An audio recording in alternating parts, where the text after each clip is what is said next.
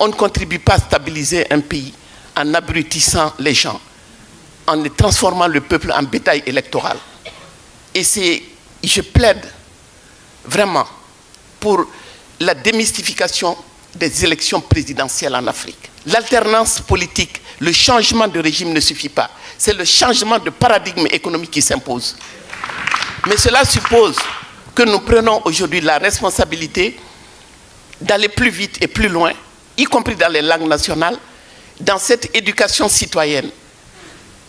Que les gens comprennent. Je vous assure que si nous avions le même niveau de compréhension des enjeux de ce qui nous arrive, des causes de ce qui nous arrive aujourd'hui, les causes structurelles, d'abord, on se taperait moins dessus les uns les autres, on comprendra qu'on est dans le même bateau, et les gens sauront comment voter, et les gens sauront surtout comment exercer le contrôle citoyen après le vote. Il n'y a pas une seule élection en Afrique où l'Union européenne domine totalement. L'Union européenne finance, supervise et atteste les résultats. Et immédiatement après, impose au président élu ce qu'il y a à faire, c'est-à-dire ouvrir les marchés aux entreprises. Il ne peut pas ne pas accepter. De deux choses l'une, c'est ce que je disais avec Marc, où on ne fait pas de politique, où on entre sur la base de compromissions qu'on n'a pas la latitude d'expliquer à son peuple. C'est en cela que c'est des prises de guerre pour moi, c'est des otages. Tous autant qu'ils sont. On sait aujourd'hui, pourquoi ils se frottent les mains. Parce qu'ils savent qu'il y a un si faible niveau de compréhension des enjeux qu'on peut nous pousser à tout moment à nous attaquer entre nous. Après les élections maliennes, ce sera les élections nigériennes, les élections sénégalaises. Ce sera la même histoire de transparence des urnes. Mais exigeons de nos dirigeants qu'ils nous parlent aussi des enjeux économiques, géostratégiques. Est-ce que nous allons être, je ne sais pas moi, il y a un proverbe de chez moi qui dit que le poisson se trompe s'il croit que le pêcheur est venu pour le sauver. Et si vraiment, si nous croyons que ceux qui sont l'investisseur est venu pour nous sauver, nous nous trompons lourdement.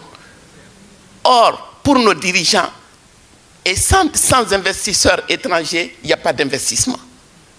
Aujourd'hui, les États libéraux se retranchent tous derrière leurs grandes entreprises. Ils espèrent tous que leurs entreprises iront faire du profit en Afrique pour venir résoudre les problèmes ici. Et nous sommes obligés de manger de ce pain-là pour survivre politiquement.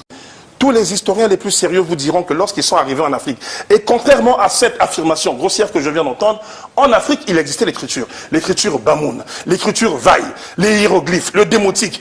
En Afrique, on savait lire. Pas tout le monde, parce que l'écriture n'a jamais été à la portée du monde entier sur la planète Terre. Mais simplement, il y avait des castes, il y avait des gens qui savaient lire et écrire.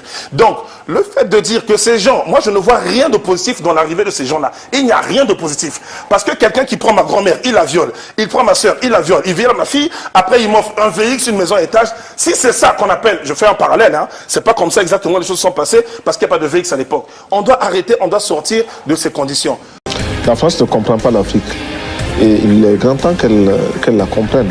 Il faut cesser de voir l'Afrique comme un réservoir, il faut cesser de voir l'Afrique comme une masse de manœuvre qui doit suivre.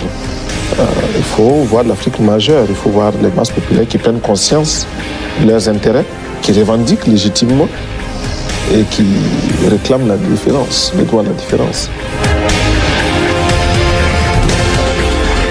Vous imaginez que sur les 9 brevets les plus importants de l'ordinateur, il y a un noir qui détient 6 brevets. Personne ne le connaît. Il s'appelle Mark Dean. Mais quand vous parlez de gigaoctet, par exemple, c'est lui le père du gigaoctet.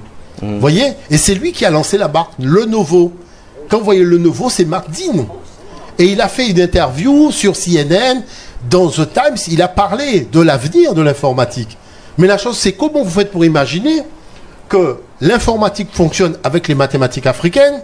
C'est un noir qui détient 6 brevets sur 9, et vous avez des ingénieurs informatiques qui ne savent même pas qu'il y a un noir qui est à ce niveau-là dans l'univers de l'informatique. Maintenant, ce même noir aurait vendu du shit à la 24e avenue, on l'aurait connu. Donc, ce qui veut dire que quoi? On organise le négatif sur le positif. de manière à faire en sorte que nous ayons toujours ce déficit de souveraineté, ce qui montre bien qu'il y a manipulation. Les Européens, je les adore. Et je leur dis toujours que je les adore. Parce que voilà un entraîneur qui t'entraîne à la méchanceté et tu ne le payes pas. C'est-à-dire qu'il n'y a aucune fiche de paye montrant que nous payons les Blancs dans leur méchanceté vis-à-vis de nous. Mais c'est excellent, hein, c'est du bénévolat. Wow. Le gars s'entraîne à être méchant. Enfin, il nous entraîne à devenir méchant. Mais il y a une chose qui se passe. C'est que quand il met la barre à 1 mètre, on saute. À 2 mètres, on finit par sauter. À 3 mètres, on finit encore par sauter. Mais il ne faut pas qu'il oublie une chose. À 50 cm, il ne saute pas, lui. Hein. Pendant qu'il nous entraîne à sauter la barre à 3 mètres, à 50 cm, il ne saute pas. Nous pouvons dépasser même notre production, malheureusement. Par manque d'organisation, nous sommes encore obligés de tendre la main pour demander des aides alimentaires. Ces aides alimentaires qui nous bloquent, qui installent dans nos esprits cette habitude, ces réflexes de mendiants, d'assister. Nous devons mettre de côté ces aides par notre grande production. Il faut réussir à produire plus. Produire plus. Produire plus parce que il est normal que celui qui vous donne à manger vous dicte également ses volontés. Ne consommons que ce que nous contrôlons. Il y en a qui demandent mais où se trouve l'impérialisme? L'impérialisme, regardez dans vos assiettes quand vous mangez les grains de riz, de maïs, de mil importés. C'est ça l'impérialisme, n'allez pas plus loin.